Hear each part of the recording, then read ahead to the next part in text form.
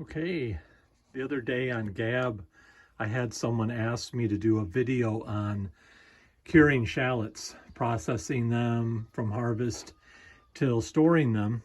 And I just wanted to show you these. They're the same shallots that I had in the video about a week or so back, where I was showing the trial that I did on different size seed pieces.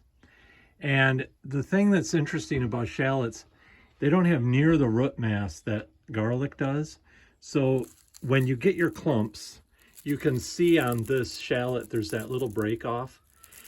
5 shallots will all be fused together on a little root mass like this, and they'll break apart real easily.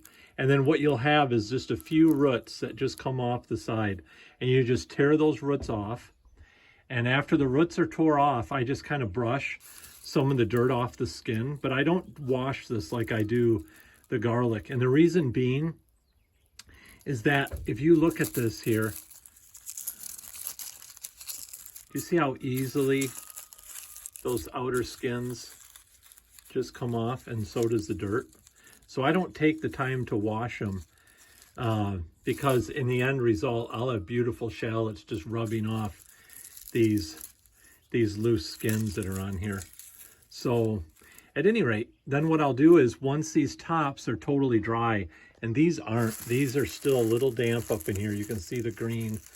Once they're totally dry, I'll trim these off to about somewhere about an inch or so. I'll leave about an inch of stem on that.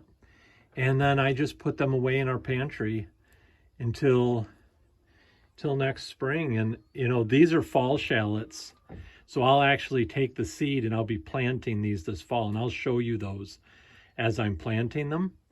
But these will store, this kind of a shallot will store until at least next spring, and will be still, I've still got some that are in storage, and I've got some hanging right here literally, so they're a year old and they're still in decent shape. So shallots are such a wonderful crop. They're so easy to grow. And if you've never grown them, you really should try them. The only downfall or the only setback that people talk about is how, because they're smaller, it's more difficult to cut them up. The processing time is so much longer. But if you're a farmer or you're a gardener and you figure out the time you've got involved into seeding onions and actually growing transplants and everything, and all you got to do is take a shallot, stick this shallot in the ground, it divides and creates 5 more of them just like it, and then all you got to do is just keep them watered and pull them up and you're done. I mean, as long as the fertility in your soil is correct, you know, they're so much easier than onions. So I had made the statement in the last video that they're similar to onions, and I didn't really clarify that. I want to clarify that a little bit. They're similar in the sense that the way we use them to cook, but they're not similar in the sense of how they're grown. Onions we do from seed, where we actually plant seeds, or you can buy plants that someone else has started.